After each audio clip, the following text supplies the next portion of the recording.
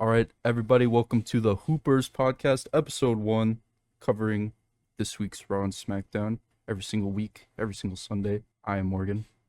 This is my co-host Sam. Sam, introduce yourself. Hi, I'm Sam. It's me. We have been watching wrestling together for a few months now. I've been watching since I was a kid. I started when I was maybe like 8 or 9, got really into it around the ages of 10 or 11. I've kind of gone off and on since then, but since Triple H has taken over the WWE, I've gotten really into it. All my friends have as well. Sam is one of those friends. Sam? Yeah, I've started watching. I never really watched it when I was a kid, but I sort of got introduced to it by Morgan, I think around the Royal Rumble, maybe around when CM Punk came back.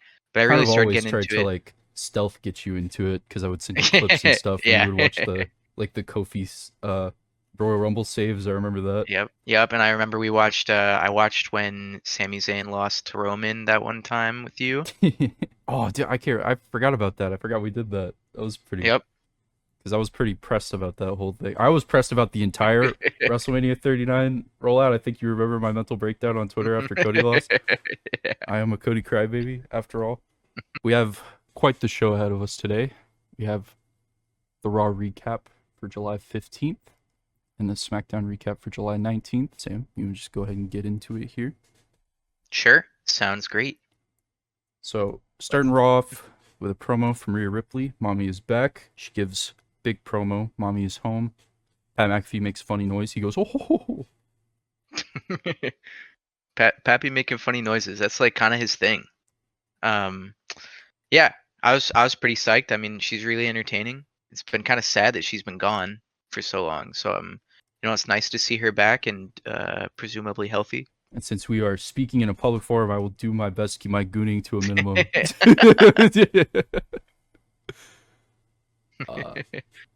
She gives a big promo calling out Liv. I mean, saw that coming. Mhm. I really like how they're doing the Eddie Guerrero China thing Yeah. with Yeah. Dominic. I think that's really funny. His mullet is mulleting, with all due respect. It looks very majestic. He's got it at a good length though. Yeah, his mullet's going out well. Yeah, I know that Liv Morgan is like somewhat of a I'd say controversial wrestler, but honestly, I've kind of enjoyed the storyline, and I think she's done a good job while Rhea's been gone, making it not feel like we're just sort of waiting for Rhea to come back. Yeah, I've got to let it be known that I'm not a Liv Morgan hater, I would say, but I'm just very indifferent to Liv Morgan. But she has been really good during this build up. Yeah, The I Dominic agree. stuff makes me want to peel my skin off, but we'll get into that. Every single time they're on screen, I scream, "Leave him alone!" Yep. And that's kind of really the difference between her and Rhea is that, when Rhea is doing stuff like that, I'm just like, oh yeah, awesome thing. God, I wish that were me. And then when Liv does it, I'm just kind of like, ugh, sexual harassment. Leave me alone. Yeah. Definitely it's a weird dynamic. It's kind of hard to tell if like, it's supposed to make me feel like Dom is, he's like, oh, he wants it, but he's not, he knows it's wrong, or if like she is just like actually sexually harassing this man, this poor little child. See, and that's the problem I have with some of these is that he is the bad guy here because everybody boos him. He gets like the Mhm. loudest boos Yeah. in like all of wrestling, not just WWE, but like in the sport in general. But hmm he is being harassed. Yeah. He's definitely not done anything wrong, really. I mean, I guess he could tell her to, fuck off a little bit more, but yeah, it's a weird situation, especially because like Liv is like she is definitely the heel, but also like I don't really think she's wrong. Like I think I mean maybe taking it a little far, but I think she's kind of right to Yeah. feel a little, I mean, Rhea betrayed her, but Rhea got over based just like on how good she is. And mhm, also she's got like a very good look. The music's yeah, cool, like the Judgment Day thing. yeah, But yeah, Liv is kind of in the right, but she's being a bitch about it, so that makes her evil. yeah. And she's sexually harassing my boy. Yep. Uh, And she sucks at doing code breakers, so True. that makes her evil. That makes her evil in my heart. But she calls out Liv, and she's like, blah blah blah, Liv Morgan revenge tour, whatever. And then Liv does an on-screen thing, and she says that quote that she has lost her voice because she's been known to be quite the screamer. Sam, your thoughts? Um, oh, I think it's very on brand. I also think that maybe I think it's a little cringe. Don't like to use that word very often, but some of her things like that make me a little uncomfy like that. Like I don't like we're I know that I'm not really like oh WWE's got to be PG, but like I don't know. I think we're on the border at the moment. I think we're straddling the line. No pun intended. It's trash. Yeah, Liv Morgan has been straddling some line. Dominic Mysterio's lines, that is. But I think, yeah, I agree. When it goes to Netflix, I think things are gonna get better or worse, I guess, depending on your outlook. I don't know. Yeah. But yeah, so Liv does her little on-screen thing. Dom standing there looking like when you break the family computer and your mom is like looking through all the shit you've downloaded. He's just kind of standing there like twiddling his thumbs. I put in my notes. It's very interesting, you see, because Liv was a babyface, and now she's a heel. Rhea was a heel, and now she's a babyface. Both of them are coming from an angle that Rey Mysterio is a deadbeat dad. So both of the heel and the babyface agree that Rey Mysterio is a deadbeat dad. Much to consider. I think there might be some truth here. We seem to have a lot of agreements. Rey Mysterio, do better. Yeah, he is a deadbeat dad. Dom dejectedly follows Rhea backstage. That takes us to a backstage segment. Rhea is angry.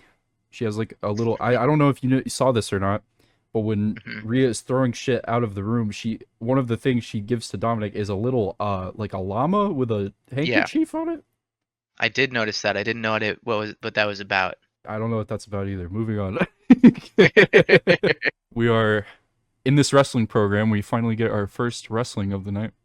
Woo. Sheamus versus Bronson Reed. My 9/11. Too many limes is gone. Yeah. I can't believe they def rebelled Sheamus. Like, of all, because like you would think that if they were gonna change his song, they would have just done it when he came back. Like, why would you bring back this beloved intro song and then change it 2 weeks later? I guess maybe it just didn't have the effect that they thought it would. Like, it would get Sheamus more. But Sheamus is Sheamus. Like, he's kind of that's the most nothing statement ever, but if you know what you know, like he's like multi-time world champion. People love him. He's been around forever. He works really hard. Like, you don't need to bring the song back, but people just like the song. Like, very confusing. Also, he doesn't need a song to get over. By that same token, we'll get to Drew in a bit, but no Broken Dream still. When is that ever? Is it gonna happen? I don't know. Maybe one day. But this match, I mean, it was a big man match. A lot of smacking. Yep. A lot of meat. Monday Night Meat. Yeah. I hope I don't come off as too much of a hater, but I think I do not like Bronson Reed. I don't get it. I do not fuck with Bronson Reed. I mean, he's not that bad. He's just like, I don't know. I think he's really boring in all of his promos, and like I don't think that like he doesn't really have a character besides being big. He's like he is big Bronson Reed. He's like in my opinion, a worse version of Ivar. He's like if Ivar did not do all the cool moonsaults and stuff, and if he didn't cut good promos. Sam, in all fairness, everybody is a worse version of Ivar. You cannot beat perfection. That's one thing about this podcast. We are big lovers of Ivar. No, this is not ironic. We think he's the GOAT. He is the best. He's the GOAT. Best to ever do it. May he get well. We're getting sidetracked here. Come back soon. Yeah. Ivar is quote unquote a hooper. He's the hooper. Yeah. The hooper. The other thing about this match was the Pete Dunne thing, and I'm not like I feel pretty ambivalent towards the New Catch Republic and Pete Dunne and Tyler Bate. He seemed fine, like he seemed alright. To me, it feels like what they really wanted to do was have Kaiser be what Pete Dunne is right now, but then Kaiser got hurt and they couldn't do that. So they're like, I don't know, I guess like Pete Dunne's partner is hurt, so he gets the singles push for a few weeks. I mean, Pete Dunne had a really great NXT UK run back in the day. Okay. He was the bruiserweight. It was a pretty good run. Yeah, Uh, he was a what do they call him? He was with Sheamus, right? They were in like a well, team that or was something. so okay. History time. When he got, I don't remember if it was when he got called up. It was when Vince was still doing stuff. Okay. Sorry, my bad for invoking his name. It was when V Word was doing stuff. Mhm. He had Sheamus, and this is where the fight night thing comes from. Okay. He They basically dressed like extra read all about it like newsboys, Okay, that makes sense. That's and how Sheamus is always they dressed. changed Pete Dunne's name to Butch. Butch. And his Okay. gimmick was that he was Scrappy Doo, basically. So he would never wrestle, but he would get out of control mad and ruin the match. He would cause disqualifications for the What? Brawling Brutes because he couldn't contain himself. And they would have like I think it was Ridge Holland. He Okay. was one of the Brawling Brutes, and he would have them. He would like they would have to restrain him, and he was like, "Ah, let me at him, let me at him," and it was terrible. I see. Okay. Yeah. So really glad they brought that beef back. Yeah, I guess that I was gonna go into that because I brought up the NXT UK thing because I think he is one Hmm. of the Triple H favorites. So That would make sense. Triple H probably just wanted to keep him on the card. So they're like, ah, fuck, Yeah. you want to work with Sheamus since your partner's out? And you're like, okay. Sure. Yeah. So yeah, this match though, I agree with what you said about Bronson Reed. A lot of bronze on this. I almost called him Braun Breaker, and then corrected myself to Braun Strowman. Then I had to There realize are it a was lot of Bronson. bronze. Too many bronze. Too many bronze. Yeah, he doesn't really have a character other than he's big. Like this isn't the territory days of like the 70s where you can have a Mhm. guy in a territory be big. Like that's his thing.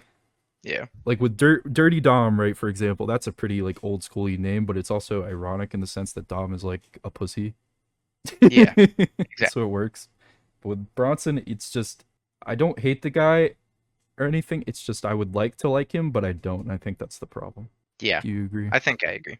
Yeah. I think I don't know. I don't like you said. I don't really dislike him. So it's just like he's leaving a lot on the table. The head He of could the do table, better. maybe. Bronson Reed versus Roman when he comes back. Yeah, That's what this we've all been match, looking for. Sheamus wins. Gets heel turned by Pete Dunne, who I guess was a Yeah. babyface, but he was a babyface by proxy because Tyler Bates a baby. But I don't fucking know. Who cares? Anyway, moving on. It's bow time. Our first bow time of the night. I should point out. It's bow time. Collector's Cups. Pat McAfee loves Bojangles. I love Bojangles. I love Bojangles. We love Bojangles. It's not sponsored, but Could be. Bo, I'm sending. This is a promo. I'm kind of promo to you, Bo Jangles, if that is your real name. Sponsor this podcast. Give me a cup. Give me 2 cups. Send me some biscuits. Send me so yeah. Give me a Bowberry biscuit. Anyway, moving on. Backstage segment between Sammy and Ilya. Ilya's still very much a babyface, although I do see that changing sometime in the future because he is just a very good heel. I agree. He's got Yeah, that he's same kind like, of intensity that Gunther has. yeah, that's kind of what I was thinking. That like he is. It's. I like him a lot as a face, but I do think it's like he's kind of a nutcase. He's like a little insane. So it does seem like it almost would make more sense for him to be a heel, but I don't know. His character right now is like he's I don't know. He has overcome things and he lifts a lot. He does lift a lot. The dude's a freak. He is a freak. Anyways, Sammy basically tells him, "I want this match with you, because you like are good. I guess I don't know." He says you're better Yeah. than good. I think the word for that would be great, but Yeah. Sammy, his vocabulary is not very good. he needs to study with Cody for a little bit. His vernacular needs improvement. True. Basically tells Ilya, "Yo, Ilya, you get your ass beat a lot. I like that. Let's fight." Ilya then points his chin menacingly at Sammy, and then that is the end of the segment. Yes. Gunther Crimson package that Chin. we've seen before. It's pretty good. Not much to say. Yep. Gunther doing Gunther things. Yep. That takes us into Zelina versus Sonya. So you haven't seen much Sonya Deville, right? 'Cause she's been out pretty much I this have. whole time. This is the only time I have ever seen her wrestle. I think she's been in a few backstage segments here Yeah. and there, but she was kind of like what Candice LeRae was doing for a little bit, where she was just kind of there. Okay. I don't really remember what she Yep. was doing, but I don't have any opinions on her really. I haven't seen her wrestle much either, despite the fact I've definitely seen matches. Maybe that's not a good sign because The that's fact that not you really don't worth remembering. know, She hasn't yeah, been in any like high profile feuds that I can think of. fair Selena enough. Vega, I don't know what to say about her really. I, I got some thoughts. Okay. Not anything crazy, but Uh, I think I don't really love. Um, I think I like Sonya Deville and the other two, Zoe Stark and Shayna Baszler together as a team. I think it kind of works because all individually, I think they are like kind of. I don't know about Sonya Deville, but the other two at least are like some of maybe the least over main event, not main event, but like main roster wrestlers. I think that they're just like usually nothing and nobody cares. But I think they kind of work together as like a heel group. I think Sonya Deville's pretty good. I mean, I think she's, definitely not the worst she got a women's whack wrestler. finisher. She got a whack finisher. That Yeah, finisher it does look sucks like ass. every time she does it, I think she's gonna hit a crossroads, and then I just get disappointed. But yeah, other than that, I mean, it's kind of like, Bailey's got the same situation where I think she's pretty good, but their finisher sucks. Um, and my main thoughts on this was like, I kind of like liked Zelina Vega. I thought her match against Liv was really good. I thought she looked really good in it. Um, so I don't understand why you would have her main event Raw and then squash her like the next week. I guess maybe they're doing like what they did to Sammy, where they had him lose like 10 times in a row before he actually like won. I I But don't see a I don't know. huge redemption for Selena in the Yeah, future I though. don't I have to be either. honest. Like I don't either, which is why I don't understand why you would do this. Like you can have her lose and that's fine, but like, she's kind she, of in the same territory that Michin is on SmackDown. We'll get to that later. Mhm. But or she can work. Like she isn't bad, but she fights. She has like a good look, and but she pretty much loses like every time, and Yep, which is fine. You can have people because not everybody can be like Cody Rhodes, Roman Reigns. Like nobody, of not course. everybody can be the top. But it's like sometimes you have people that they kind of are, and I don't want to use this term derogatively, but like placeholders, I guess almost Yeah, like somebody's got to beat somebody, and if you want to build up a heel yeah, group, exactly. you need someone Not who can every like hang. match, not every match can be, a 5-star banger, and not every wrestler can be, a champion. Yeah, but yeah, this match ultimately, I mean, it gets Sonya and their heel group over. I wrote this in my notes. I really don't like how the 619 is becoming like a transitional move almost because Yeah, it's a it's little getting weird. to the move because when at least this could be because I was a kid, but when Rey Mysterio would do the 619, it was like cool, right? Because nobody else did a Hmm. move with the ropes like swinging Yeah, around him like that, and it was always finishing the match like he would 619 knock them to the ground, frog splash, he would end the match usually every time. yep. Now it feels like the 619 is entering the realm of, and maybe I'm being dramatic here, but it's like entering the realm of the super kick almost, at least among the Latino members of the, or Latino and Yeah, Latina members, yeah. because they're all doing it. Dom does it. All the members of the LWO do it. Like, I guess Dragon I, Lee doesn't, or maybe he does.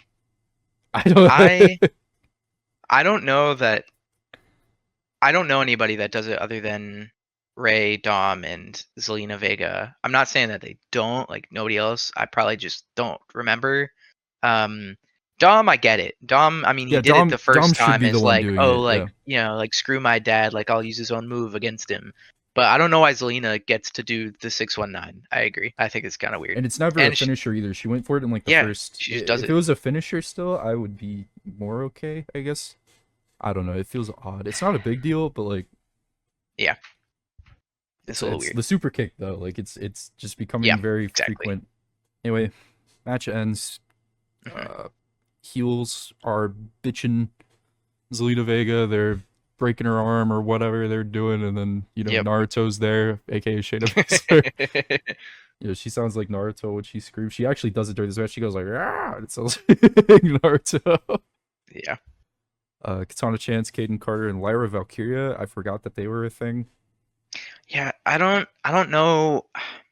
I don't like it because I really like Lyra Valkyria and I don't really like Caden Carter and Katana Chance. So it like pains me to see Lyra Valkyria walk out there and then have those two bozos go wrestle. Damn, bozos. They just kind of are bozos. You're the heel of this dynamic there too. I mean, well, I shouldn't say that because I definitely see where you're coming from. Because Katana Chance and Caden Carter, I think they had a NXT tag run, and I don't remember if people liked them particularly, but they were kind of. It's again just like more like what is their character? What do they do? Like they dance They're and they have the they're smoke gun. party girls. Yep. Yep. They're like That's what male they do. or female, pretty deadly, but without the yes boy, which is kind of all they have going for them. Yeah. I mean, they're okay. They're not really bad in the ring. I don't know. I don't really care about them all that much. Yeah, they are just there. And Lair Valkyria, she has something. I mean, I like her. I thought she was pretty Yeah, good. She she is got like good. a good look. I like she comes out with the wings on, right? Yep. Yep. I mean, she's over enough that they do the Ric Flair woos during her Yep. entrance. When she got drafted, remember there was actually a huge like pop for when her name got Yep. called. So I don't know, and it seemed like they were doing things with her because she made it. Yeah, she lost King or Queen of the Ring to Nia, right? Yep. Yeah, she made it all the way to the finals, and then I don't. Now It just kind almost of makes me nothing. feel like she's like injured or something. Like I don't know why they would just like push her that hard and then be like, "Nah, it's all right. We don't, we don't need to do all that." Yeah, because she's not even in like a middle of the road singles feud. Like she's Yeah, she's just in this doing. group Maybe they're thing. biding time for like I don't know, like a mid card belt or something. I don't know. Yeah, not sure. I wrote in my notes that I don't know where this is going, and I don't really care. I mean, if it leads to a big heel women's faction, that's cool. Yeah, I guess that probably is that Because they're I think all yeah. three of them, Sonya maybe not so much, just because like I said, I know I've seen stuff of her and I just don't remember it. But I like Zoe Stark a lot. I like Shayna Baszler. She's good. Mhm. They just kind of have languished ever since. Shayna is the one that sent Ronda away when she left. I don't know if you ever What do you heard of mean that. sent her away? Like when Ronda decided, this wrestling shit sucks. I don't want to do this. Mhm. Her final program was with Shayna, I see. and ever since then, Shayna has been doing fucking nothing. Weird. So, yeah. Anyway, moving on. Damian Priest backstage.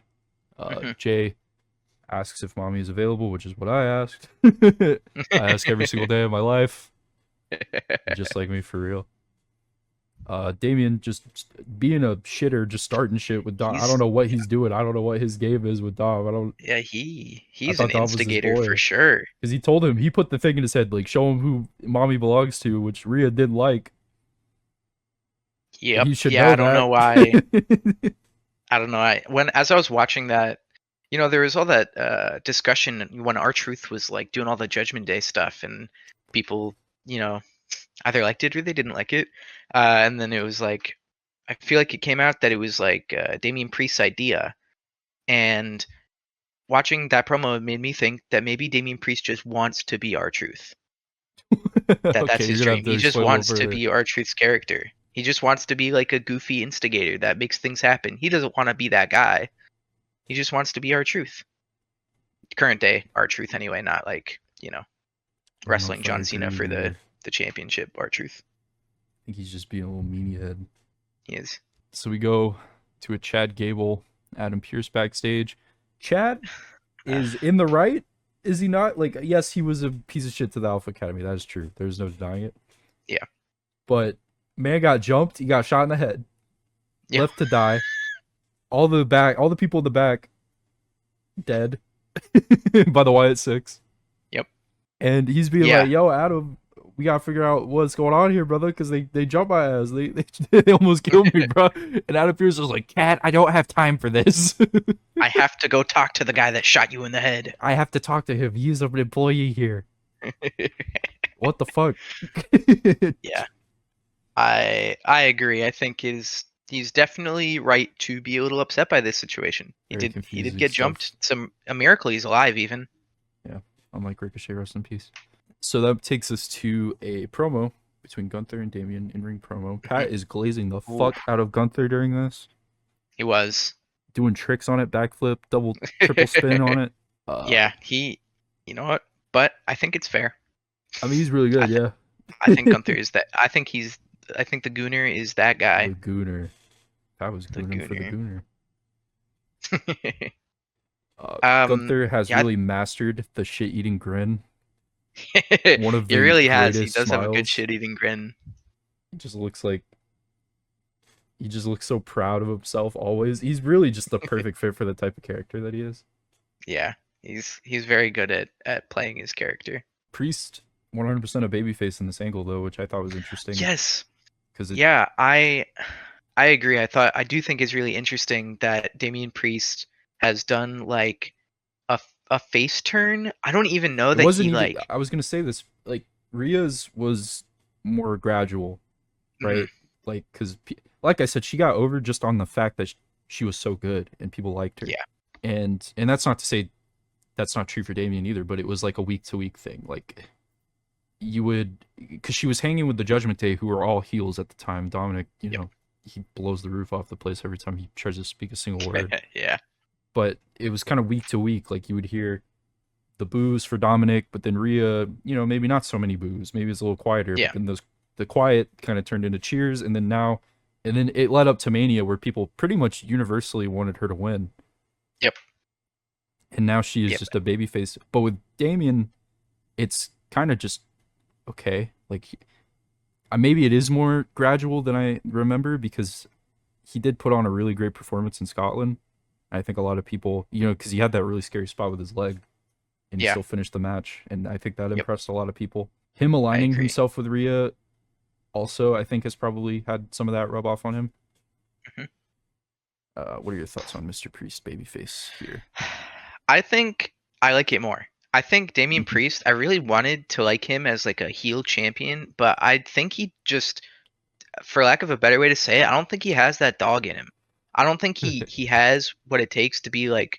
I really want him to be just like a huge asshole, like just absolutely like doing what Gunther did in that promo. But he just doesn't. He's not that guy, and that's okay. He doesn't have to be that guy. He can be a good guy, his but his come yeah, up aids itself to a more babyface angle, like it his does. being poor and then becoming WWE champion. I mean, it's a classic babyface. I mean, it's like Dusty Rhodes. Like it's the Yep, like I'm the hardworking the Puerto man, but Rican I Dream, like Damian Priest. Puerto Rican dream. My God, my idolo. Yeah, yeah. Like it's. I think he is good as a heel. He used to be Punishment Martinez back in the day, and he Yes, was pretty much exclusively. terrible name. Well, but he's done good heel work in the past. I do think he can, but I think that's interesting you point that out because I think what makes him he was a good side man to Edge when Judgment Day started. Like, cause he Okay. was like the big towering, he's got the deep voice and Mhm. you know, he's got that look, he's just fucking huge. Yeah. And then Rhea is kind of just like the female version of that. And Yep. they were basically Edge's muscle. And when he is in service to not someone better, like bigger than him, but somebody who is more commanding. He's a lot. He comes off as more of like a henchman, and that works better for like a heel type of character, at least in this faction. But now when you look at like who he's surrounded with, it's like Dom, JD, like, and people love Rhea. Finn, I like Finn. I would love to see Finn do better stuff one day, but it just doesn't seem like we're getting there anytime soon. Very underwhelming. People who are also much shorter than him, Yep. like, so his only real foil in the Judgment Day is someone that everyone loves. So to have him be this heel character, I think that's a big reason why it doesn't work. I don't really think it's him as much as it is a factor of all these different other things. You know what I mean? Yeah. I think that's fair. I mean, part of it too probably is just that like I'm sure that this is not like a new thing. Like it wasn't like in the last month they were like, "Oh, we got to turn, Damien into a face." So like I guess most of my experience was like I didn't really see him all that much. I saw him lose his belt at WrestleMania, and I saw, some of the R-Truth promos when he was like a bad guy, I guess. Mm-hmm. But most of the time I've seen him was when he was like fighting Drew McIntyre, which I guess makes him a heel in that matchup, but not like It was a I heel don't because know. it It's was a in weird Scotland. situation. Like anybody Yeah, going against him would have been a heel there. that's true.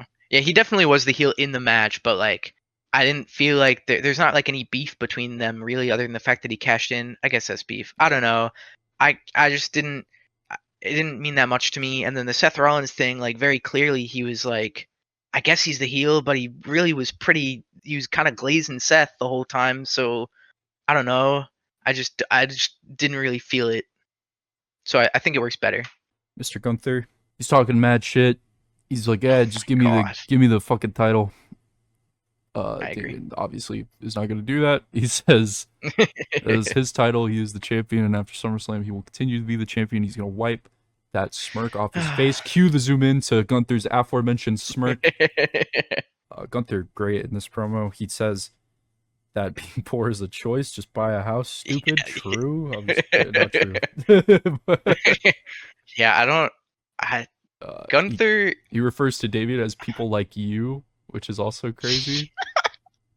Yeah, I think sort of what I was saying before is like very interconnected with this, in that Damian Priest is, since he was a heel so recently, and people, I would say in general have not been overjoyed or, all over his championship run, it's kind of hard to make him like a very cheered on face. So I think Gunther legitimately being like an absolute terrible human being is what they need. I think that's the only way they could have gotten people to cheer for Damian Priest, and it did work. It is good, yeah. I think me and you both agree Gunther is more than likely going to win at SummerSlam. Yeah. I think it would be a misstep if he didn't. I agree. It kind of steals his swag a little bit if he loses. No offense to Damian, but like Gunther had this insane run with the IC title, beat like a billion people. Like it'd be weird if he lost. Yeah, I agree. Especially off a King of the Ring win. He drops the street trash line, which is really good, very memorable. You want memorable lines like this in your promo build-ups to like a championship match because that sticks out. All the other things they say, it's very like classic babyface, like, oh, I came from nothing and now I'm here. And then Gunther, I am the GOAT, I'm the best, I will bring prestige back to the title. Like it's all very classic stuff, but you need those like really zinger type lines to people, because that's gonna stick out. That'll once like 2 years from now, people are gonna remember when Gunther called Damian street trash. Like that's it's good. Absolutely. I agree. Cue Braun Strowman, because that's their next match. The justice fighter. He hates bullies, although he fights Damian Priest and not Gunther. So who's not a bully anymore. But before that, get another Adam Pearce backstage segment. Braun Breaker, the other one, the other Braun is basically telling him, hey, yo, I'm not in this title match, I'm just gonna go kill everybody, because he just does that, and there's no reason why he thinks that he wouldn't be able to do that, because not only has he done it before, killed Ricochet, rest in peace, fly high. He we also saw the Wyatt Six murder everybody, so like really no reason to think why he wouldn't be able to do this. But Adam Pearce sends him away as if that's actually gonna stop him. Spoiler, it won't. This takes us... I don't know. I was just saying, I agree with you. I don't know. Adam Pearce is he needs to tighten up his security a little bit. The security on Raw is and for SmackDown for that matter, but we'll get to that. Oh yeah. This takes us into the match. Priest versus Strowman. Pat McAfee, I can't remember if it was, I think it was Michael Cole that mentioned it. Braun Strowman won the greatest Royal Rumble. Do you know about this lore? I do not. I don't know what the greatest Royal Rumble is, nor did I know until Monday that Braun Strowman won it.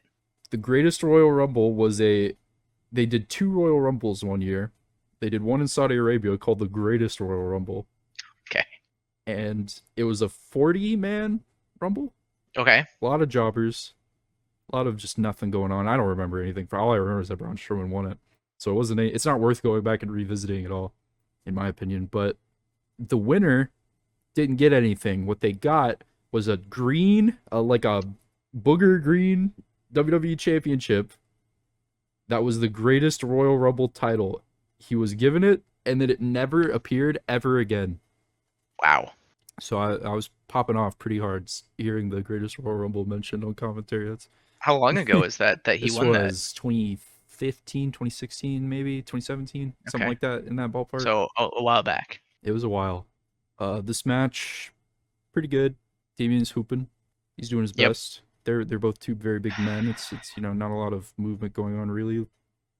Braun tries to do Braun Strowman tries to take a page from Braun Breaker's book where he does the big run up outside the ring. Damian dodges.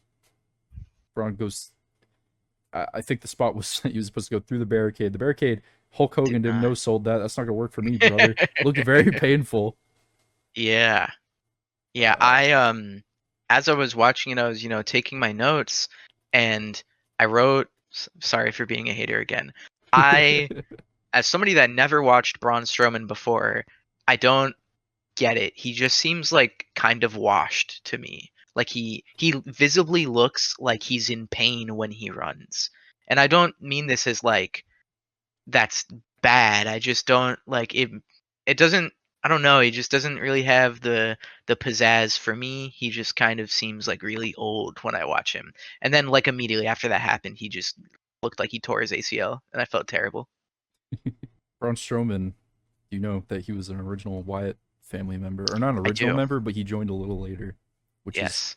interesting because he has no part of this Wyatt Six stuff, which maybe Yep. he will at some point, but because he's not really doing anything else. We'll do like a Wyatt 7. Wyatt 7. Or do we need to go to 8 if Alexa Bliss comes back? Hey, The leave Wyatt that 8. fantasy booking bullshit out of here, bro. But yeah, that's I don't like Braun Strowman. I don't hate him. Kind of indifferent, but I liked when he was kind of the big menacing. He wore like a black sheep mask when he was in Okay. the original Wyatt family, and that was cool. I think he was a part of the Wyatt family during their feud with Matt Hardy when that was a Okay. thing, and they did the cinematic match, which that might be worth a visit one day. During COVID? No, I don't think it was during COVID. Matt Hardy kind of pioneered the cinematic match style. They did Oh. the final deletion, which was Okay. we're getting off topic. This is a whole can of worms, but yeah, we should check that out one day. Okay. That would be funny. Interesting. Interesting. I didn't know that they did any of those before COVID. Yeah, I thought that was just a COVID thing. that's Braun Strowman's history, I guess. So he's endeared to people through the Wyatt stuff. Gotcha.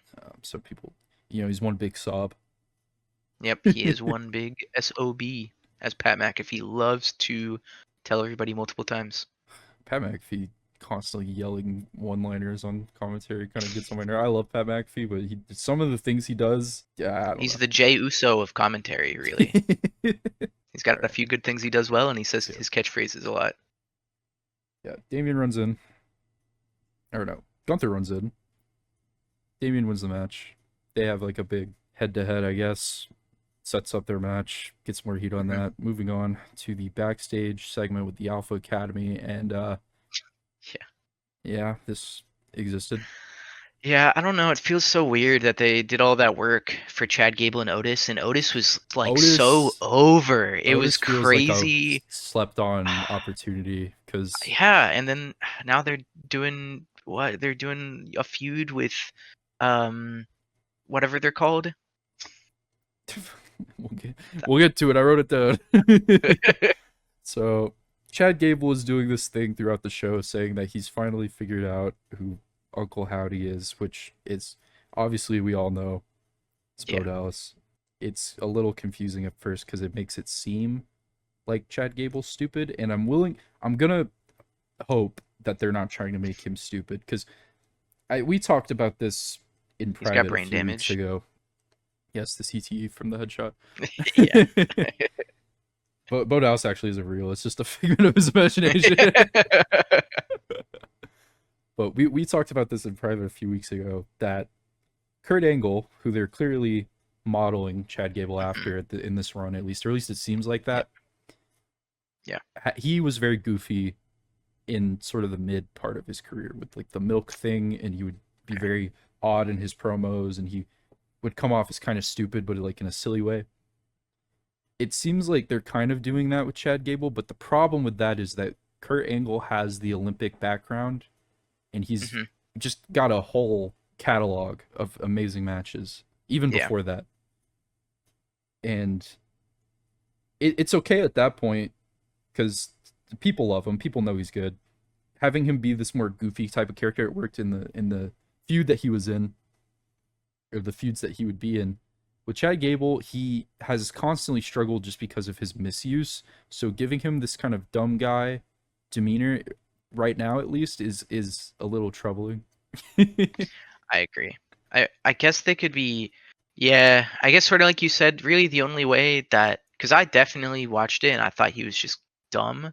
Um, but I guess it's possible that they were just trying to be like, oh, Chad's just like goofing around. Like Yeah. obviously he knows everybody knows, but he's just like being a goofball. Due to But what happens later, which we'll get to, mhm, I'm gonna give them the benefit of the doubt and say that this was just him trying to lower the guard of Bo Dallas, maybe that he yeah, thought Bo Dallas was watching or something like that, I had the so same that he thought could too. end up jumping him later.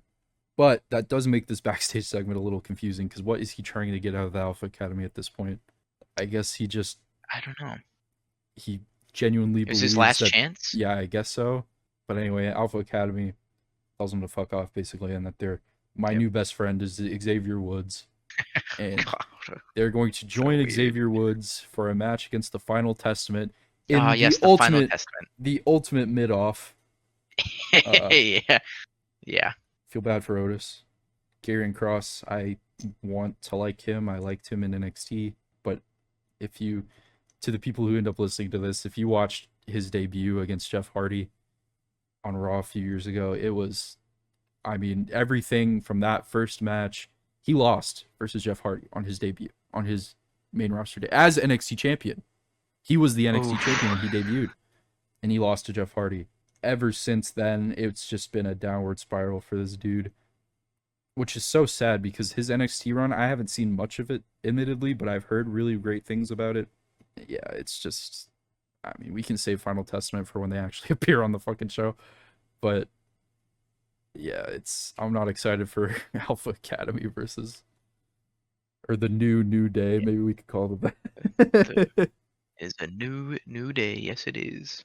But Yeah, I agree. I just don't.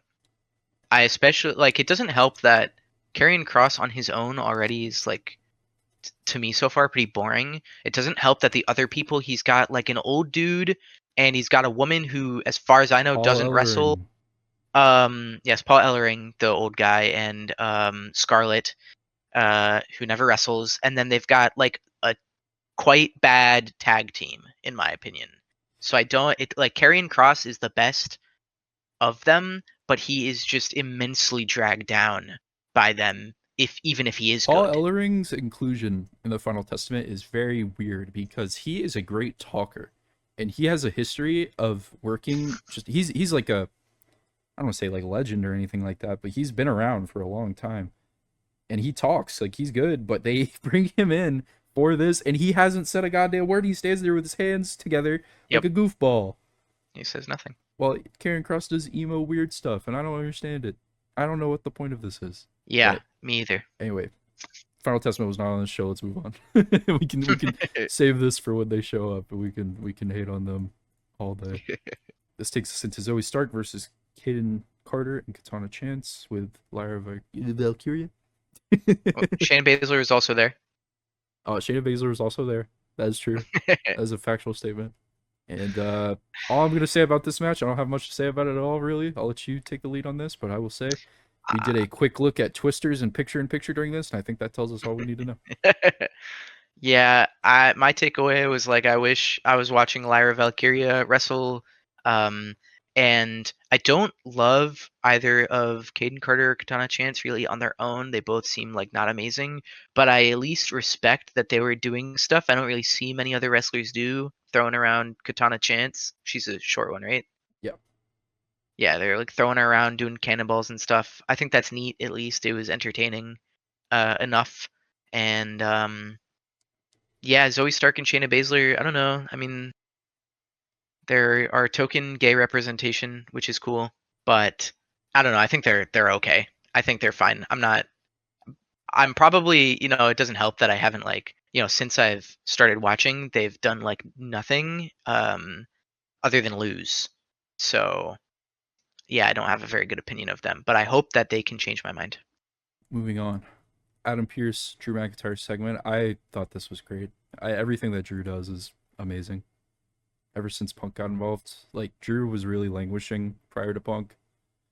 Injuring him was probably the best career move he ever made. uh, Yeah. Everything with Drew in this CM Punk Seth, just this triangle that they've been in off and on.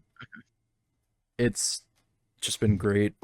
Adam Pearce brings out the referees that Drew injured during his press scrum meltdown, and he demands an apology because referee lives matter. They're very fragile. They're very you fart in their general Zebras. direction and they have a heart attack. Like it's sad what they're doing to the It is referees sad. these days. Tells Drew to say sorry. Drew does a great thing at the beginning of this where he comes out with all smiles, like he didn't just murder CM Punk a few weeks ago, and also didn't just get suspended. He's high fiving fans. He's doing the full babyface entrance. Very good.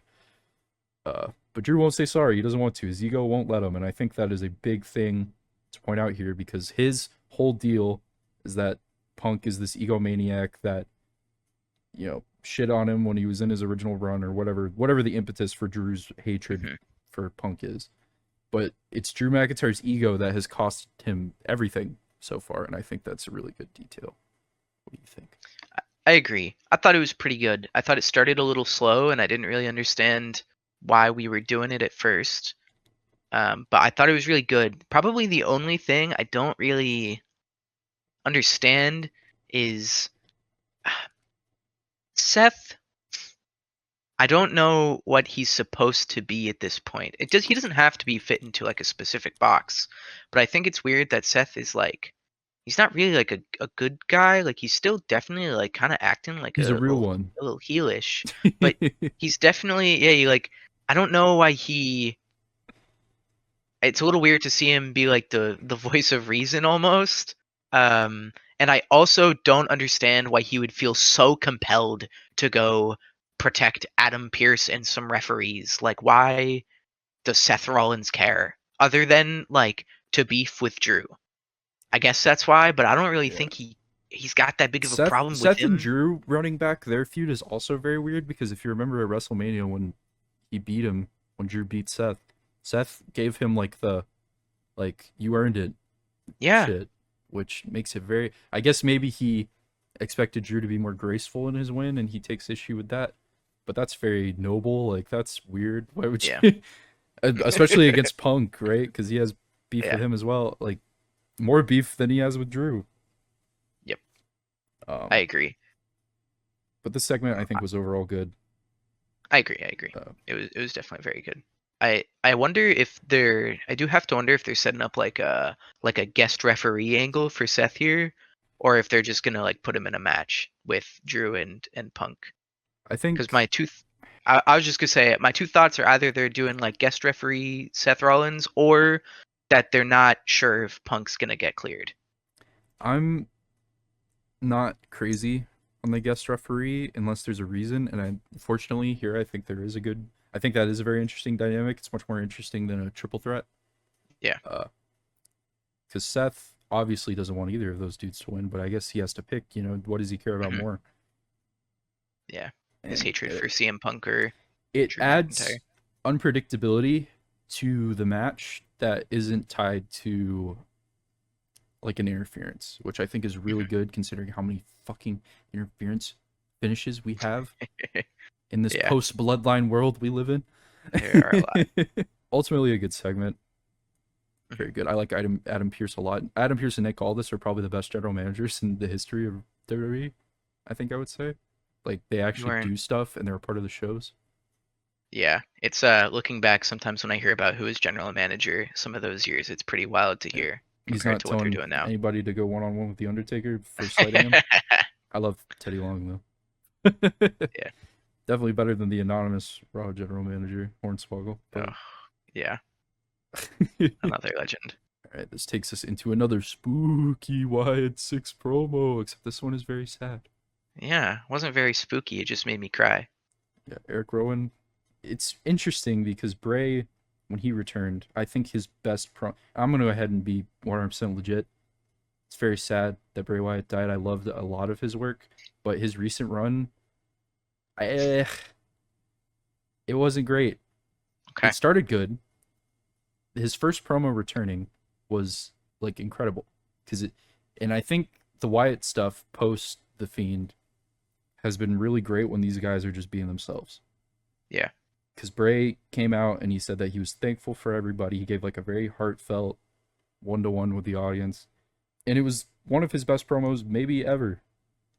But then he got back into the Uncle Howdy, like the spooky stuff, and it was pretty, I don't want to say unanimous because people like that stuff no matter what, but a lot of the crowd, he started losing the cheers got quieter as it went on Mhm. because people were just kind of confused. And Yeah. I feel similar things about this.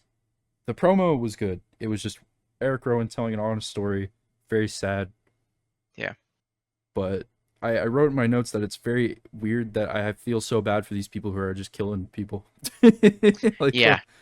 I guess there's the idea is that like them as individuals, like their normal people selves are like good guys, whereas like the whatever the Wyatt Six like monster versions are the bad guys. Maybe, I don't know. I agree. It is definitely a little odd that they like opened by killing a bunch of people, in the Raw studio, and then went on to be like, "Oh, look at how sad you should feel for us. Look, we're just little babies.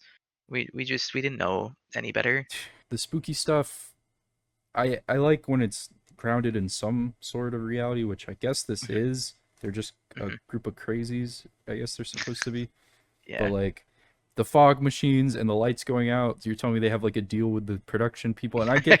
And if people listen to this who don't agree with me, they're gonna say, well, "What about the Undertaker? The Undertaker, what he did, it was stupid too.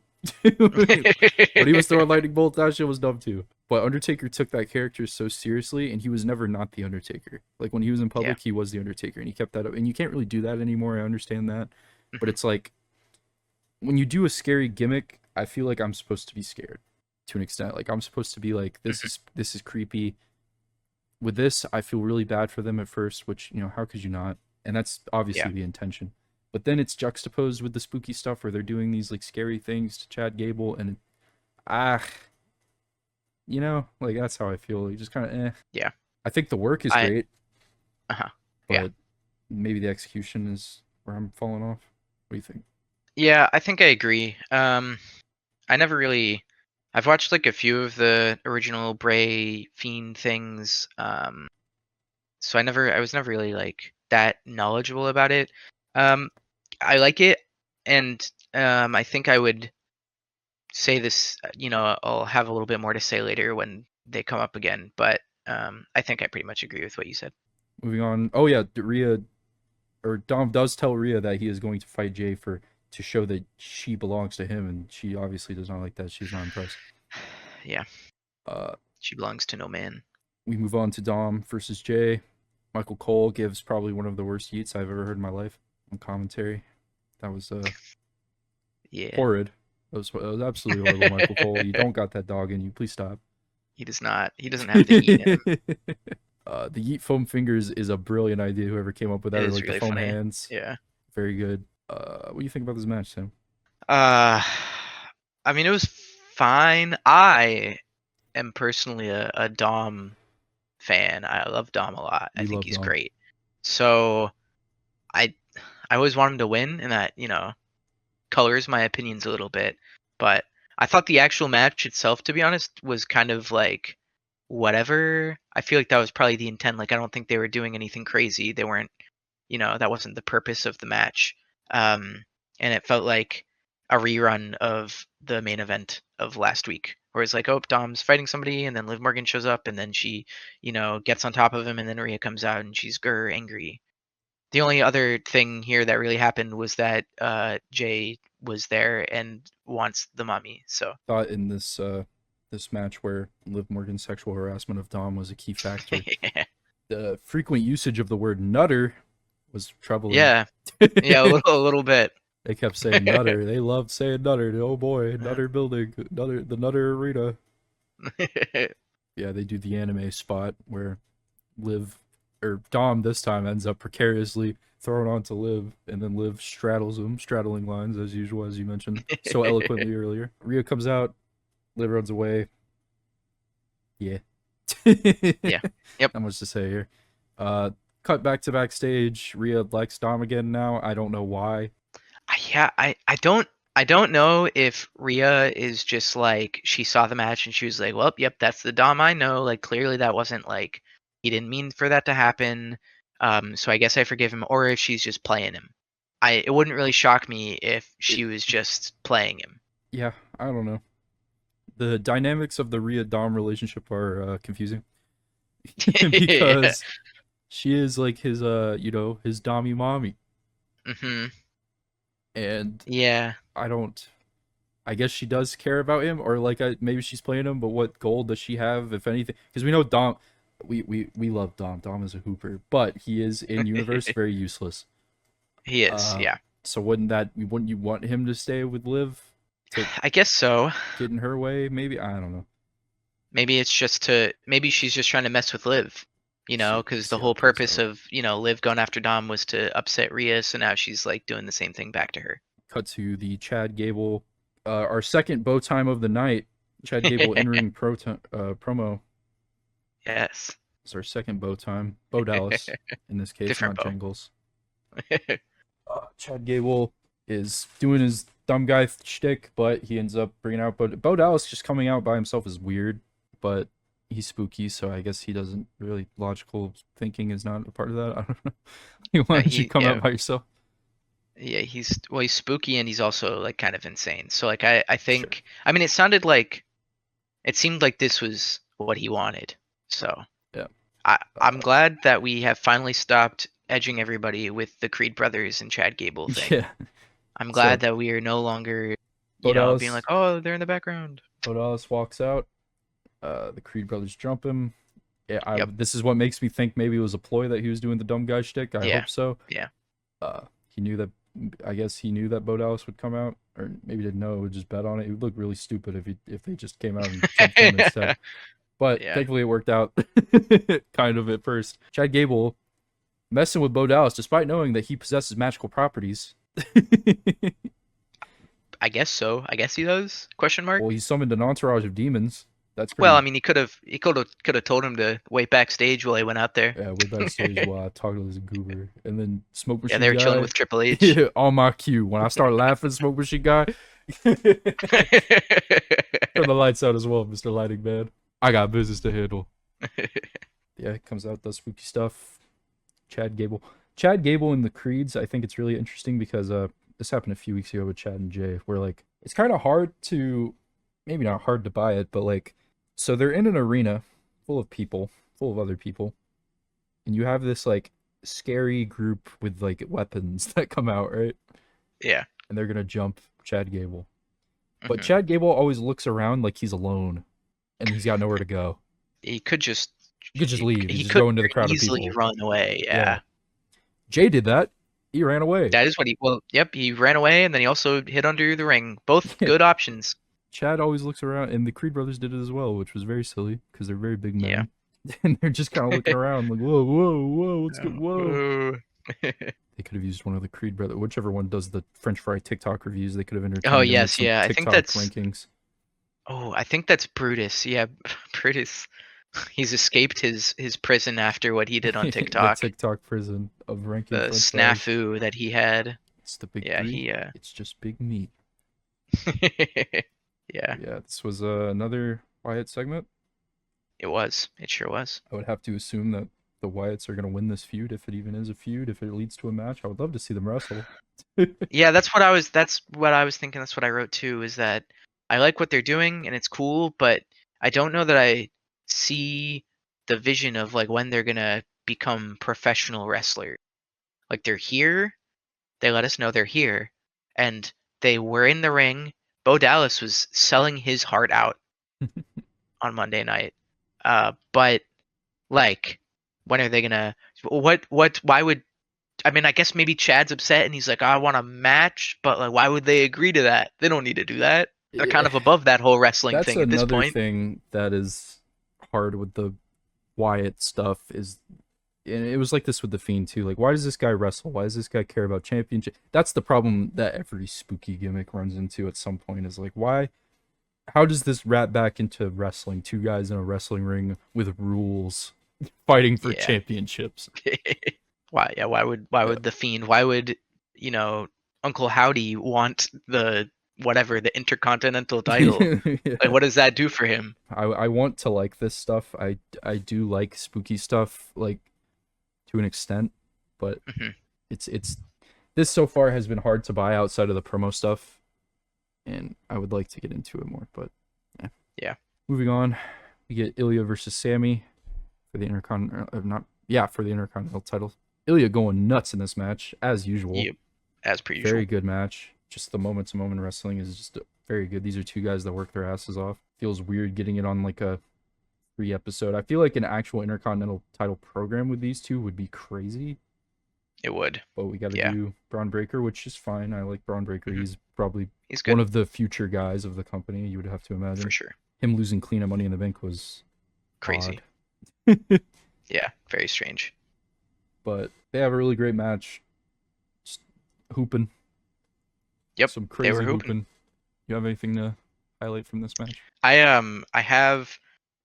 I not really. I mean, I think he did it in this match, so maybe technically this match. But Ilya has this one move where he does like a 619 lariat. Do you know what I'm talking about? Where he like Yeah, he does. does like Yeah, a swirl around the hoops or around the rings, and then he hits them. And I'm a fan. I like it. yeah, it's cool. I have a friend that really hates it and thinks it looks stupid, but I fuck with it. I fuck with you, Ilya. Match is great until it's not. When Braun Breaker comes out and does the thing that Yeah. oh Yep. wow, I can't believe he got through security again. Like, Yep. Yeah. anyway, it takes out That was the Ilya. thing I wrote. I was like, I knew exactly what was gonna happen. I was like, they're gonna hoop off for 10 minutes, and then Braun's gonna come out and spear one of them. What do you think we're building to? Is it going to be a triple threat? Do you think? Do you think Ilya? Because Ilya should be due a rematch. I You would think to me, it seems like we're gonna get like an Ilya, not an Ilya, a Braun Sammy title match at SummerSlam maybe, and then we would do like a Braun Ilya feud for the belt after. I think that could I make some wouldn't be sense. opposed to that. Also, wouldn't be super opposed to like just a Braun Ilya like in return for this match getting screwed up, like he gets a #1 contendership match with Braun. But I don't know why they Yeah. would reward Braun or like that after. Yeah. I guess I maybe guess he will cave and just give Braun the rematch. I don't know. We'll see what yeah. happens. Or like Ilya, or not Ilya, but like if Sammy were like, oh, just give him the match. Like if Sammy says he wants the match, then like what are you gonna do? Yeah, that was Raw. What do you think, Sam? That On a scale of how many booms are you gonna give me out of 5 booms? I'm giving you 4 booms. Boom, Boom, boom, boom, boom, boom, boom. boom. Okay, cool. I'm gonna give I it thought it was pretty good. I thought it was pretty good. 3 I liked it a lot. out of 5 schmeckles. 3. Okay. Okay. I guess I don't know. I We've mean, just I gotten a think note from can I our do a half producer. boom? We've just got a note from our producer, Evan, that is too many booms, Sam. Too many booms. I'm over my boom quota. I don't know. I thought it was pretty good. I thought it was. I guess There was some stuff I liked, stuff I you didn't know care what? about. Maybe I give it 3.5 booms. Take a half boom Boom, away. boom, boom, boom. Boo. Yeah. Okay.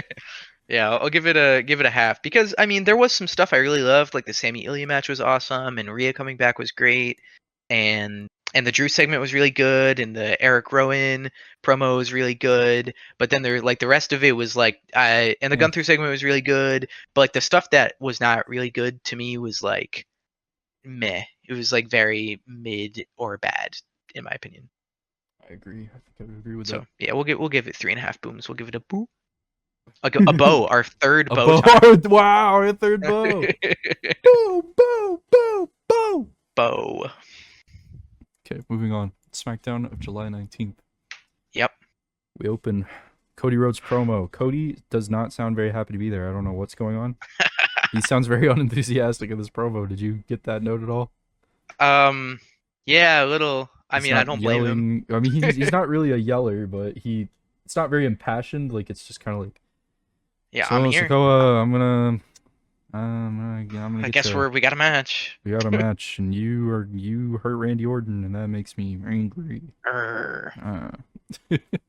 my good friend, my mentor, my schnookums, Randy Orton. He is interrupted by Austin Theory and Grayson Waller. What are two polar bears doing in Arlington, Texas, Sam?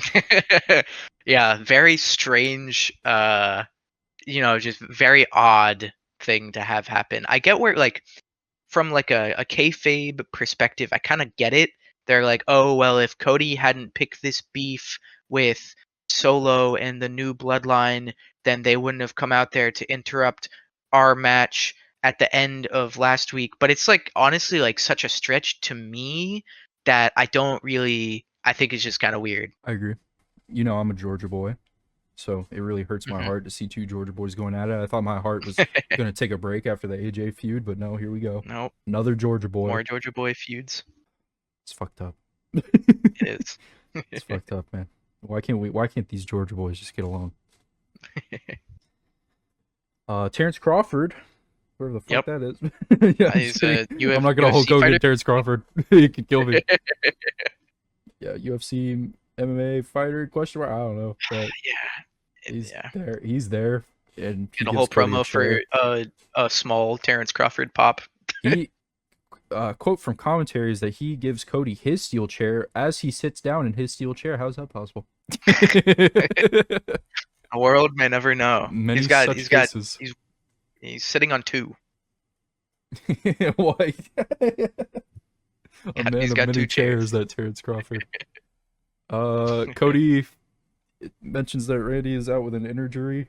Cody just did not give a fuck about this promo. I don't know. The energy was not there. Yeah. I hope he's all right. But, the energy. We move on to a backstage segment with Cody where he says that he wants to take on Austin Theory and Grayson Waller in a handicap match, which I would have been down for because we haven't got a handicap match forever. Yeah. But nope. Did I say Adam Pearce? I'm in Nick Aldis.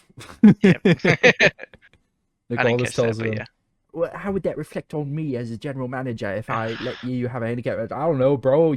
How's it reflecting on you that the bloodline is jumping people every single week? For real, yeah. With all due respect, Nick Aldis, you suck. Like you kind of are terrible at your job. You are awful. Yeah. But he tells him to find a partner. Called from the fucking moment he said that it was gonna be Kevin Owens. Lo and behold, spoiler, everybody, it was Kevin Owens. I was hoping for LA Knight myself, because I thought like maybe like Grayson Waller and Logan Paul are buds, so like LA Knight would want to fight the friend of Logan Paul, but nope, we get KO. I like Kevin Owens, but it's very predictable that he would come out here wearing his RKO shirt and everything. Yep. Move on to Andrade versus Carmelo. Andrade enters with no mask And no speed belt. And this is after no speed belt. This is after a Carmelo, I don't want to call it a package, but it was like a backstage segment. Yeah. Where he's getting his hair cut. And he loses clean. Yeah, it made me sad. I like Melo a lot. I think he's a good heel, and I think he's fun in the ring. They had a hoop off. The crowd really loved it, which was good. So yeah, I mean, I thought it was pretty good. I wanted Melo to win, but I don't know. Andrade never gets any love from like a getting pushed perspective, so he can have his time. I could maybe see what they're doing with Melo is just kind of keeping him in everybody's like thoughts and just leaving him on the lower end of the card because he's young, and it seems like they do have a future in mind for him because they're putting him in these like little segments with all these like established names, and he's kind of got the Hangman Adam Page gimmick going on where he doesn't take advice. Yeah. It was very surprising to see Andrade get the win. Good surprising. I like Andrade. I'd like to like him more. It was an okay match. Moving on to Bayley and Nia. Dual screen promo. Yep. I haven't seen one of these. I don't know that I have seen one of these live. So I was quite surprised when I saw it happen. They bust them out every now and then. Yeah, when they need to cut time, I guess. They don't need to do all those intros. And we're going to cut time by barely covering this. Bayley, I mean, it's basic wrestling promo stuff. I'm going to win. I'm going to win.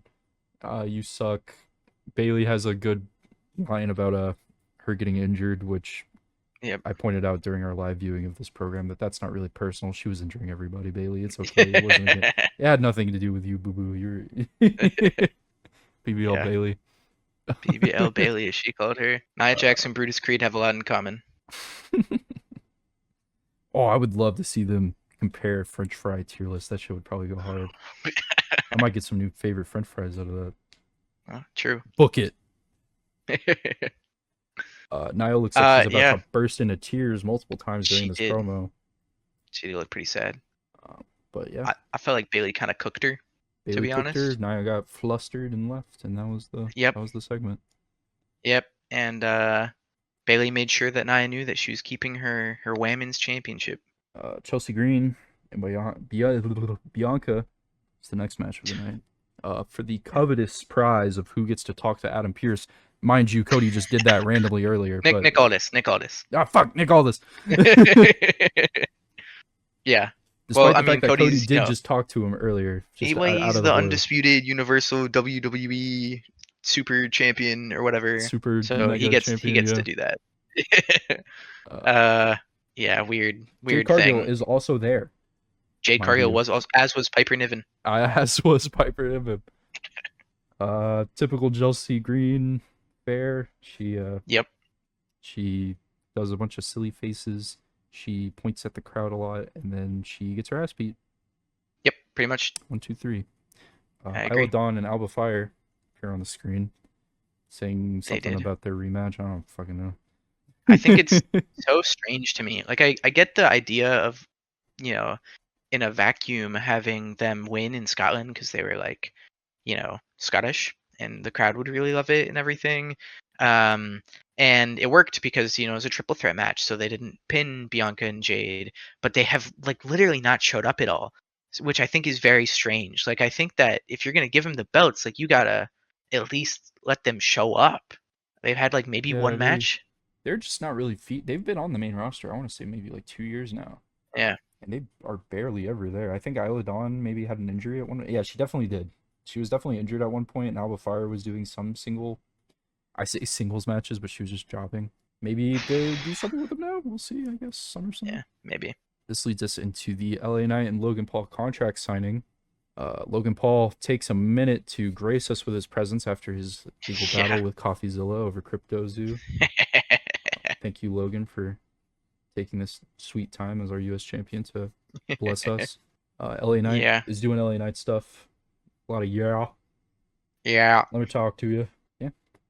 Contract signing. I don't know. Yep, they signed a contract. I cannot wait. Logan, so for me, when I started watching, I think literally the first full match I watched was Logan Paul and Kevin Owens at the Royal Rumble. And I was like, oh, this is awesome. It was a great match. Really creative ending, and Logan Paul was hooping. Kevin Owens was hooping. Is good.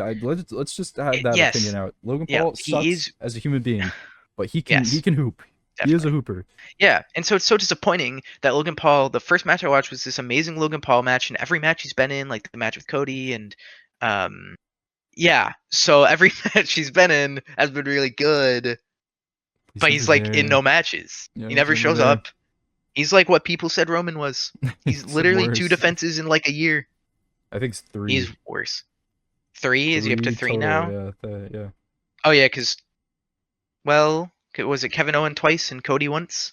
Does that count? No, because he didn't. The Cody one didn't count. Yeah, because that was just for the WWE title. Oh man. LA Knight has a really good line. Low T, Logan P. Thought that was good. Yeah, it was pretty good. Got him. They signed the contract. Yep. I hope LA Knight wins. This takes us into the Pablo Escobar LA Knight filler angle. I'm calling it a filler angle because that's exactly what it is. LA Knight will win. It is. Thanks for coming, Pablo and Elektra. You were there too. Yeah, Elektra, another person that is just a woman wrestler who is just there. Yeah, they never give time to. Yep. Moving on to Tiffany Stratton versus Michin. Michin, kind of what I was talking about with Zelina Vega earlier. Like, she doesn't do a whole lot, but she can work. She's not bad. She just kind of loses a lot. She's there to make other people look better. Yep. Tiffany's good.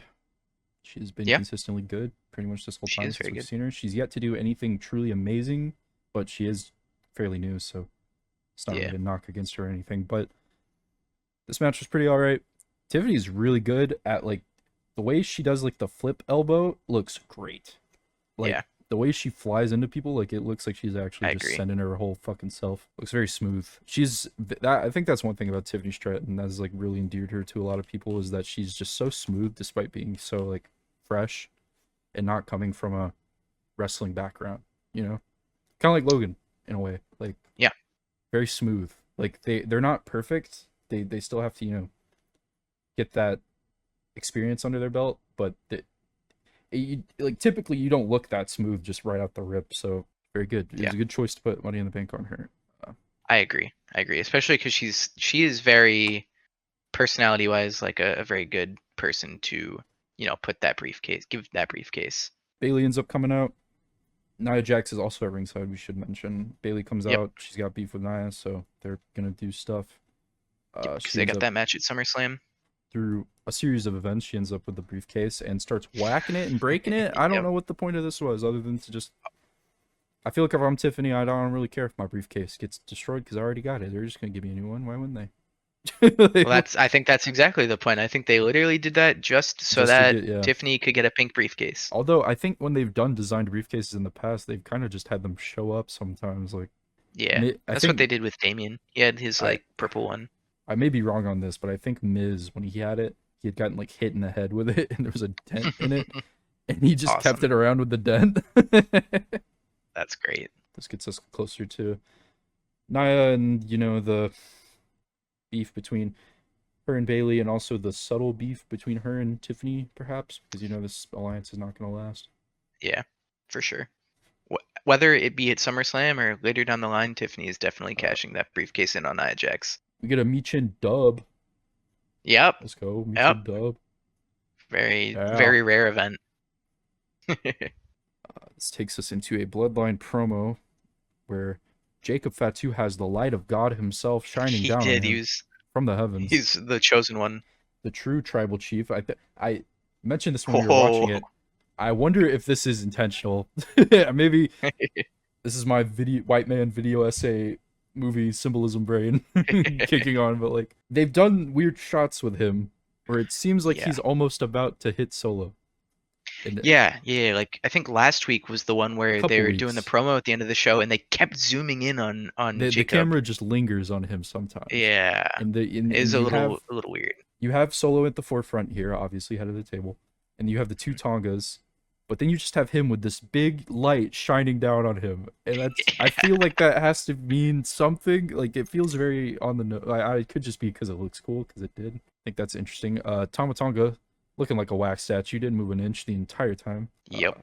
And the infamous Tongaloa, how could you The forget him? infamous Tongaloa. Producer Evan has just made a great note. Uh, this is very similar to what Solo used to do back in the Bloodline because they would kind of linger on him sometimes. Oh, would they? Yeah, which is interesting. Interesting. I didn't even think about that. It's a great. Huh. I guess I know what we can look forward to in 5 years. I mean, Jacob Fatu has more aura than Oh, yeah. Solo does. Yeah. Than I would Solo's love. ever had, really. I could definitely see him being the like Batista type character that breaks out of the Bloodline, like how Batista broke out of whatever he was in Evolution. Yeah. Was that Evolution? People are gonna be mad at me if I get that wrong. I don't know. Yeah, whatever. You're I asking the wrong guy. He did the gladiator thumbs up thing. Everybody, you remember? You've seen the thing. Come on, guys. And this takes us to our main event. Kevin Owens. Oh my God, Kevin Owens is a surprise mystery partner, guys. What? Holy shit! Wow. I wish I had an air horn noise. Wait, I think I do. Kevin Owens, Sam. What? Wow. Wow. Yep, very predictable. I mean, it's fine, but I don't know why they even bothered keeping it a secret and just didn't have Kevin come in that Yeah. first backstage. I mean, I guess keep people watching. It's like a ploy to get people to keep watching. It is what it is. Yeah. Grayson Waller and Austin Theory. What are your thoughts on them, just generally speaking? I think I like Removed them. from this, just in general. Yeah, I think I like them individually more than I like them I together. agree. Especially at this point. I think Grayson Waller is like, obviously I was not around for this period of him, but I think he kind of to me is like what I assumed the Miz was like when he was early on in his career. He's this guy that's like somehow finds himself entangled in all these things, and he's not really like looking to be the guy, but he's like a good supporting character, and he knows his character well. And I think Austin Theory is pretty good. I don't really understand why he would. I guess he agreed to do this so that he could win the title, but they took he lost it super soon. So I don't know why he hasn't ended that relationship yet. Yeah, I definitely there's a lot of Grayson Waller haters. I like him. He's almost like the Miz to me, like when the Miz was younger. He's just kind of got that goofy, kind of like Hollywood Mhm. type look to him. Yeah, I think he is pretty funny. His Twitter is great, by the way. I don't know if you've looked at his Twitter at all. I've not. He's worth a follow. He posts some really Okay. funny shit sometimes. I would say generally I like him. Austin Theory I've always thought is great, but he has what I like to call Dolph Ziggler syndrome, where What does that mean? he sells so good that you can't help but just book him to get his ass beat because he always makes everyone look like $1,000,000. Like Yeah. because when you have someone like that sells that good, and Ricochet was like this too to an extent. Mhm. You want to make you've got this guy, you want to have him make your top guys look good, but you never let him be a top guy, and I hope they don't do that with him. Yeah. I think Triple H used him as an example when he was taking over because they had him cash in on the U.S. Oh title God. and fucking lose. Because Austin Theory was the last Vince project, like in the line of like Vince chosen ones. Yeah. And I think Triple H used him as an example to show that like, hey, Vince is gone. I'm doing this, but like he deserves better. He is young, like I said with Carmelo. He will probably get his spot one day. Yeah. I Speaking of that, actually, I had no idea that Austin Theory was so young. He's like 26 years old. Yeah, I assumed he was like mid 30s because I thought he had been around kind of a while. Uh, yeah, he's younger. He's like 3 years younger than Carmelo Hayes. It's crazy. yeah. He's got a, God forbid he doesn't get injured or anything, but like he's got a long history or long future, I should say. Yeah, he does. Like he could definitely be like definitely see him be a kind of workhorse guy. I think a babyface turn for him is really good because he's Yeah. I don't want to say similar to Damian Priest but they do have that kind of like they did like a documentary or something on him or like a short YouTube video kind of talking about his like past, and he is a very likable guy outside of his character. Mhm. And I think a babyface run would be nice from him. I don't think I'm not familiar with his work Yeah. pre WWE or if he even had work pre WWE. I would assume so, but Yeah, uh, I agree with you. I I'd think like to see him do a babyface run. I think it would be interesting. I agree. And they've been teasing it, and I don't know why they haven't pulled the trigger yet. It seems like I assumed it was going to be tonight and then or Friday night, and then they just Maybe the did SmackDown not. before SummerSlam. Maybe. I guess so. I guess they could do that, but I don't know. I don't really know what they're waiting for at this point. I guess they just don't have time for it. I don't know. That's true. They've got a lot going on. Yeah, because we got to see Alpha Academy versus Final Testament, bro. I don't know what you want. But the match is pretty good.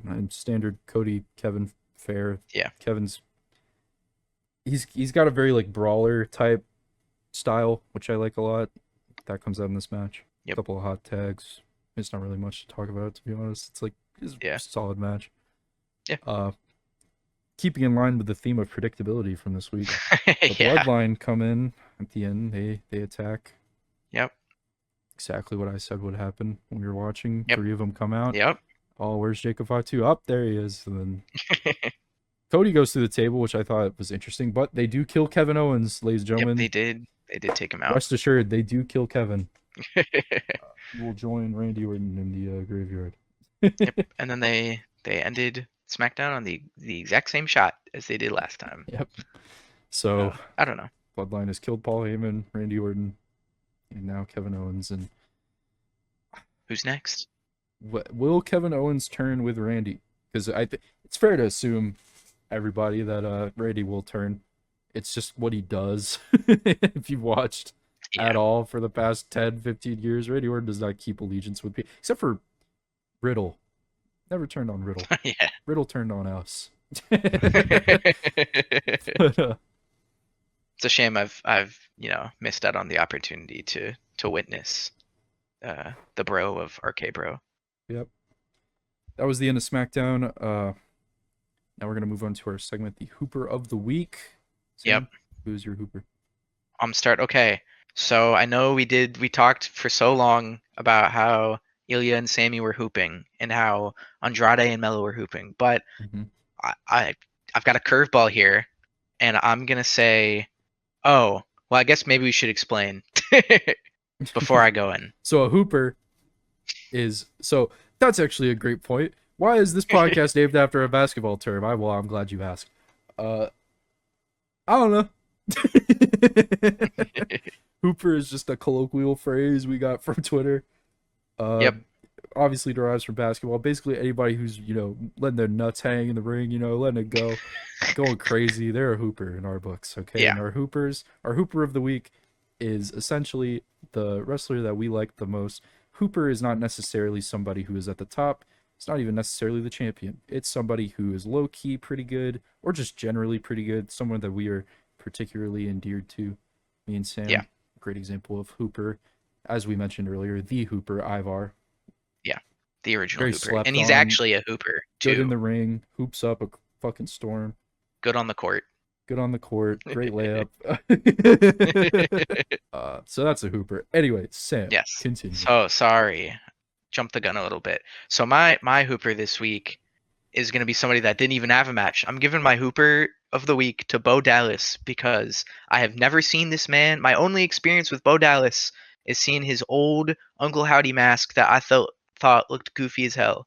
So the fact that the first time I witnessed him in or around a wrestling ring, I thought he was selling his heart out, and I thought he made the Creed brothers and Chad Gable look like monsters. And I thought he did a really great job, and of course, obviously, like his promo work, whatever, is good. But I thought he was selling his heart out, and I appreciated that. He made it look like he was like a little weakling getting his ass beat, which is what he needed to do, and I thought he did it great. My I will say my honorable mention though, I guess, would go to Ilya or Andrade. I think they were both hooping though. My Hooper of the week is your Hmm. honorable mention, Ilya Dragunov. Love that Yeah, guy. he was hooping. Just amazing in the ring. Every single match he has is pretty great. I don't think I've seen a bad match from him so far. Did not keep up with his NXT UK run, so maybe he had some stinkers here and there. I just know general stuff about his NXT run. But he was great. He was great here. That match with Sammy was probably my favorite match of the week. My honorable Yeah, mention would probably have to go to probably Andrade. With yeah, he was pretty good. all due respect to every single other match that happened this week. My guys are going to be the two guys for one match.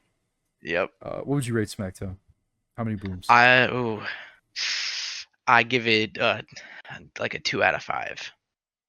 There was some good. Boom! Boom! Only 2. Yeah, I mean it was okay, but most of the matches were kind of like filler or like there's a lot of promos and I don't know, like things that we already knew were gonna happen. Like it was whatever. There was one really good match. I'm I would glad we got agree. that at least. I would agree with your 2 rating. I think that is probably what I would give it as well. The Cody stuff this week was which is Yeah. not what you want from your champion, but I mean it's the same thing that happens in the middle of every month. We're just waiting for that next pay-per-view. So, Yep. Pretty much, especially for SummerSlam, which is so big. Yeah. speaking of They got layups, which we mentioned yes, earlier, the Hoopers. this Yeah. will take us right into our weekly segment. So basically, every single week that there isn't a WWE pay-per-view or PLE, I should say, we are going to be looking back at older matches. It can be matches, it can be entire shows. I'm going to be real honest with you as your podcast host because I'm an honest man. We had a longer show planned, but didn't work out. Didn't Yeah. work out. So this week, as sort of a soft introduction, is what I'm going to tell myself in order to feel better about not doing the thing I was supposed to do. We're going to just be looking back at an old SmackDown match. If you're familiar with Cody Rhodes' time in AEW, you'll remember a time he talked about this match. This is what he calls one of the worst matches in SmackDown history. We're going to be taking a look at this. This is the Ezekiel Jackson, Daniel Bryan, Sin Cara versus Cody Rhodes, Ted DiBiase, and Ted DiBiase Jr., I should say, not the $1 Million Man, the $1 Million tax fraud boy. And Wade Barrett, the former leader of the Nexus, former leader of the Core. Remember the Core, everybody? I don't. He doesn't, but I do. And that's all that matters. Sam, you just watched this match earlier today. Yeah. So it's interesting because I had seen that clip of Cody before I started watching wrestling. I did too. The clip of I had seen clips from this match. I had never sat down and watched the full thing. yeah. So I remembered him being like, "Oh, that ref tried to fuck on me," which obviously is a hilarious thing to say, but I never knew the context. I just assumed that he was, I thought it was from like after a match or something, and like, there had been like a ref interference or something like that. So watching the match that caused it was very interesting. I think that this is the worst SmackDown match I have ever watched. I will say that is definitely not good. See, it's interesting with my perspective because you have to understand that like a large part of my early days of watching were through the lens of a child, right? Yeah. So I was just stoked to be watching because I wouldn't be able to watch every week, and usually I'd be watching with my friend. So I have probably seen worse matches than this. Mhm. And who knows, maybe we can dig some of those out for future legacy layups. But yeah, this is pretty bad. You have the bad Sin Cara. I'm pretty sure. I can't remember if it's Mystico or Hunico, but the one that fucked up all the time. Y'all know him. Ezekiel Jackson here. He's in the middle of like I think he was in either the start or the middle of a push. Yes, he yeah, and Wade Barrett. because they mentioned that they had, he and Wade had a title match coming up, which I didn't know that Wade Barrett was ever a title holder. Yeah, so that was interesting. This was post Nexus, but before Bad News Barrett. Bad News Barrett. Yep. Ezekiel Jackson. Spoiler alert, everybody. Doesn't get tagged in the entire time. Crazy, this match. Insane. This match is pretty standard stuff. We have the undashing Cody Rhodes putting his bags on the heads of all the audience. I thought that was pretty cool. I've never seen Cody wrestle before this current run, so I thought it was interesting to watch that, see how he was then. He was alright. And it's pretty standard SmackDown match stuff. Not a lot. Really, it's good. Overall, good wrestling until we get to the fatal moments at the end where Ted DiBiase Jr. and Wade Barrett are in the ring. I assume that Daniel Bryan is supposed to. So what ends up happening is that Daniel Bryan is in control. Ted DiBiase is laid out in the ring, and I assume that he was going to kick out. He was going to regain control at some point, and I would have to imagine that leads into a hot tag where Ezekiel Jackson is back in the ring. He either lays out Wade Barrett or Wade Barrett chicken shits in the corner, and somebody else takes the pin, and they have a stare off, and then that leads to their match. You would have to assume that because would we've make seen sense. this a million times. Yeah. So the way Cody told this story is that Ted got covered but didn't kick out. This is fake news. That's bullshit. That referee did. I'm here to say, everybody, that referee did in fact fuck on him. What was that shit, bro? That was a fast count. He kicked out. It was. Yeah, because I mean his hand obviously, like, they're trained when they they know it's not gonna really be the end. They like stop before, like, even if the person's still being pinned, they will stop a little bit early. Kick out. It was such a but he kicked out before the hand even hit. Yeah, that's what I'm saying. It was so clear. Like, yeah, I agree. That referee did in fact fuck on him. He did. And of course, obviously, as Cody mentions in his story, Wade is Ezekiel Jackson's not looking very happy. Wade is already booking it to the back. He's probably pissed as well because he didn't get his moment either. Yep. And Cody, as he says in his story, he goes to Wade to be like, "Yo, let's jump him. Let's try and salvage this." Wade's already fucking gone. He doesn't care. And get a very awkward. Oh, Daniel Bryan's music is delayed. It doesn't pop as soon as the match is over. They have to. They weren't ready. Shit. We gotta play his music. And yeah, pretty bad match. I do not appreciate the fake news from Cody though. What the fuck? That is a little bit slanderous. I can't believe this. I agree. I thought the same thing. I was Because I was under the impression that like usually what happened was that they had to say, unless it was something really egregious, they had to say like I'm going down here, count me out when they're gonna get pinned. And the referee, I assume, knew what the finish of the match was supposed to be, and it wasn't like you said. It was a pretty fast count. It wasn't anything Yeah. crazy. It wasn't like he was down for 5 seconds. Yeah. Justice for Ted. I mean, he's still a tax Yeah. fraud guy, but justice for Ted in this instance. Yeah, not for Yeah. the tax fraud. How But... many booms you give in this match? Ooh, so like my actual number of booms is like a half, whatever the lowest I can give, because I think that in addition to the ending being so terrible, I think that the fact that Ezekiel Jackson did not get tagged in once is so funny. It's so bad. Like I can't imagine what watching that as a child, like maybe not like a child, but like whatever the oldest you could be without realizing that the WWE was like that, like a mistake had happened. It's very That must have been confusing. crazy. You're like, Yeah. why would they do this? Like why would you make this match? I think I would have So, to agree with your quarter of a boom rating. I'll have to give that a solid myself. So yeah. Ironically, though, it's 5 booms. One of the funniest matches I think I've ever seen. yeah. Well, that has been episode 1 of the Hoopers podcast. Thank you all for listening. If you did listen, I would appreciate it a lot. We both appreciate it. Every Sunday, new episode.